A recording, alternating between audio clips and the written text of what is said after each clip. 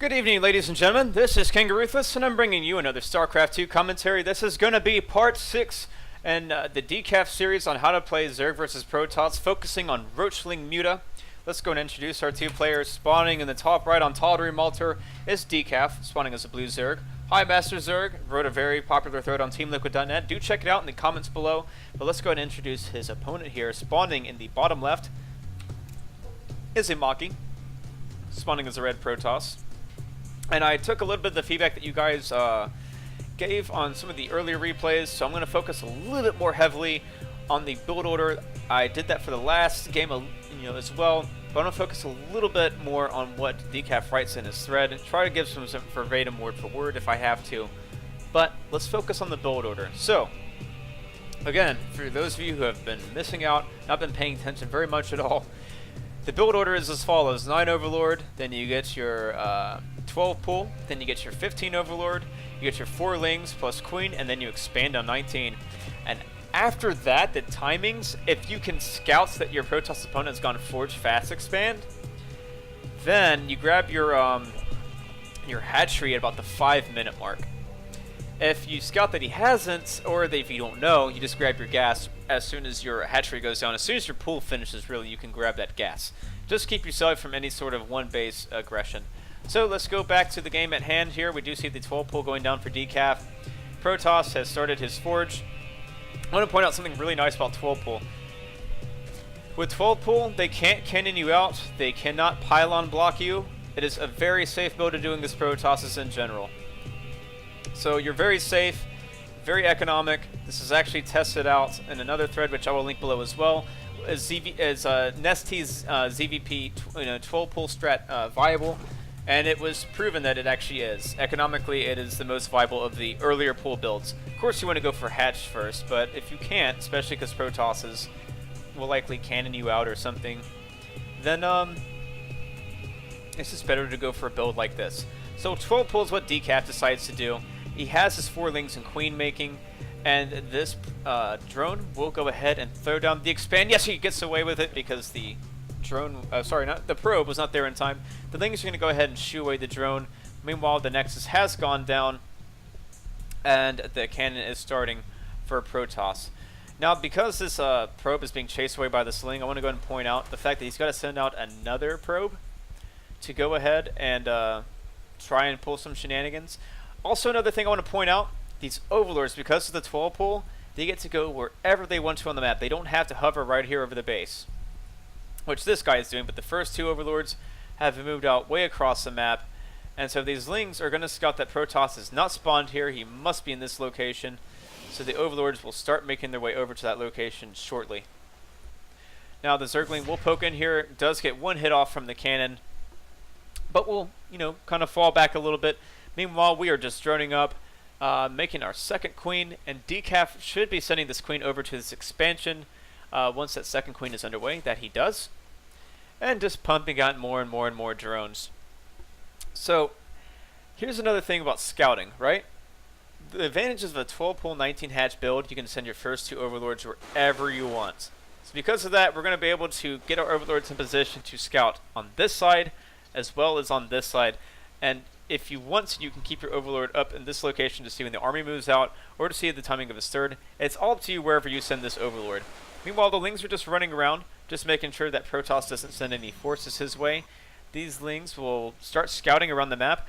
Now, this drone is going to grab a third here, actually. Notice that Protoss threw a pylon down here, and we're not sure what he's going to do there, but that is a proxy pylon. So we'll see what he does with it. And decaf will go ahead and throw down his third. It's about 5.5 minutes, so a little bit late on that third. But the Zergling is going to go ahead and scout around. He doesn't see anything going on right now. And as a result, imakki's going to throw down a cannon. So this way he'll be able to cannon out this expansion should decaf take it. What I like about this is because there is no real active ledge that Protoss can, abuse against you. This is actually not a bad third to grab a Zerg. Notice that the Ling's coming in here to scout around, making sure there are no proxy pylons. It's on a very nice track all the way around the map. And so decaf at all times is going to know exactly what Protoss is up to. Now the 2 gases have started at the natural. I would assume they went down about the 40-ish food mark. And this is also about the time that you want to go ahead and get your Roach Warren Evolution Chamber. The probe will make his way into the base. He won't be able to see much. But we're going to go ahead and start getting our drones on gas. You can expect for there to be a Roach Warren and Evo Chamber here soon. Actually, we're going to go ahead and grab our third and fourth gas before grabbing our Roach Warren and Evo Chamber. I guess you can get away with this on a map like Tal'Dorei Malter. Now, there is a warp gate mechanic, which means that you know, if Protoss decides to proxy pylon, it doesn't really matter how far away you guys have spawned. But I mean, we have a Zergling here, we have a Zergling here. We can see whenever the army is going to push out. If Protoss did do a warp-in, it wouldn't be with as many units. So, we do see the Roach Warren and Evolution Chamber going down. The Evolution Chamber, take note, is going down before the Roach Warren. This is very important. This way you can get your upgrades faster and throw down spores in case you need them. So 8 minutes, just in time for any sort of Stargate shenanigans should they occur. We have started our first 100 gas on a Ling speed. Now we're going to go ahead and throw them into +1 missile attacks. Then we're going to throw them into layer. So just like the last game, you throw them into Ling speed, +1 attack, and then layer. And then after that, you get another attack, and then you get Gliwer Constitution for your Roaches, and then you throw it on a Spire.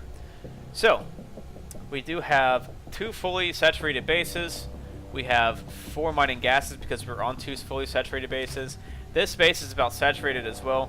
And once decaf can ascertain, you know, pretty much decide that mutas are the correct choice, you can expect them to go ahead and start throwing down that Spire.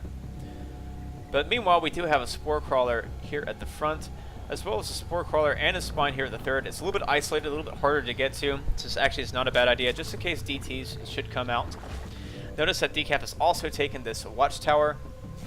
This is going to be really hard for imakki to move out across the map. So again, with these upgrades, Zerg missile attacks and Gliwer Constitution is starting as soon as that layer finishes. So we also have the Spire going down once that layer finishes. Very important. And also another hallmark of these builds, notice the low energy on these queens. Very well done by decaf. But we do have 3 fully mining bases. This is when Zerg becomes very terrifying. Protoss looks like he wants to grab his expansion. A Ling did come in here and poke and see that was the case. The Overseer is just going to double check, make sure that is actually what's going to happen. A couple of Roaches are coming out about the 10-minute mark. This is just to kind of delay any sort of push that might be coming. So we do have plenty of Roaches out. That Gliwer Constitution will finish here shortly, and basically this allows for Zerg to wrest control of these Watchtowers. So it's going to be about the 11-minute mark. Because Zerg has seen that Protoss is going for an expand, he's going to grab his 4th. And you can grab an isolated 4th here as Zerg because you're going to have a very mobile army. Roachling, the Muta, is very, very, very mobile. Only second, you know, as far as mobility to Mutaling Bling. But anyways, we have Zerglings coursing across the map. They just want to go ahead and clear these Watchtowers, or just run by. I'm not sure what these... Okay, there we go. We're going to clear the Watchtowers with the Zerglings. And then I'm guessing he's going to go and try some counterattack or some sort of pressure here on the 3rd base. Remember, Protoss isn't going to have that much when he takes the 3rd this fast. So this is a full wall off. This pylon, not sure why it was way out here, but it will serve as a very nice sacrifice to the Zerg Brood. Meanwhile, we have 15 Mutalisks in production. And the Overseer came in here and scouted that this was a Robo build. Anytime you see your Protoss opponent going for Robo or some sort of Twilight Council, it's okay to make Mutas. If you see Stargate-centric, Mutas might not be the correct action. It's just, you just have to make a judgment call there. But generally, if you see double Stargate or something like that, you should stray away from Mutas. But we do have the Zerglings clearing out the Watchtowers, moving all around and across the map, just making sure that there are no proxy pylons going everywhere. Notice that there's a cannon down here to block an expansion which has never gone down. We do see a Robotics Bay going down as well, so these Mutas are going to do very nicely against Colossi or Warp Prism. So the Warp Prism is actually moved up here. This is something that I think Protosses don't do enough, is make a Warp Prism to go and harass Zerg while he's mass expanding like this. Notice as well that when decaf got these this 4th up, he's immediately going for gas. This will allow him to make a non-stop Mutalisk as well as keep with his upgrades. That +1 flyer attack is about halfway done. The +1 missile attack is about to complete. So this army is going to do a lot of damage. Now this army is way out of position. I'm not sure what Protoss is doing all the way out here. So these These Stalkers are able to blink back, but he's going to lose all of his sentries. He's going to lose that Immortal. Protoss is going to be in a world of hurt right now. Especially look at how many Mutalisks there are right now. They're just going to be able to harass away. So yeah, blink Stalkers, whatever. I can just move around to your other base, keep you wrapped up in your base. Meanwhile, there is a little counterattack going on down here. The wall off is quite nice, but again, we're keeping Protoss contained to only 3 bases. And we're mass expanding. That is another hallmark of this little build. Just mass expanding once we see Protoss go 3 base. And making lots and lots of Mutalisks. And focusing on our upgrades. So the Mutaling Roach army is going to maintain map control, maintain that, you know, Protoss is not allowed to move out until Zerg says so. And he's going to decide this is actually the best time to move in. Archon is being made, but it's just way too late. That will go down. Zerg is going to split his army a little bit here. It's a little bit risky, but he's already ahead, so we'll see how this works out for him. The cannon will get focus fired down. Meanwhile, the Warp Prism will come in here and deny the 5th.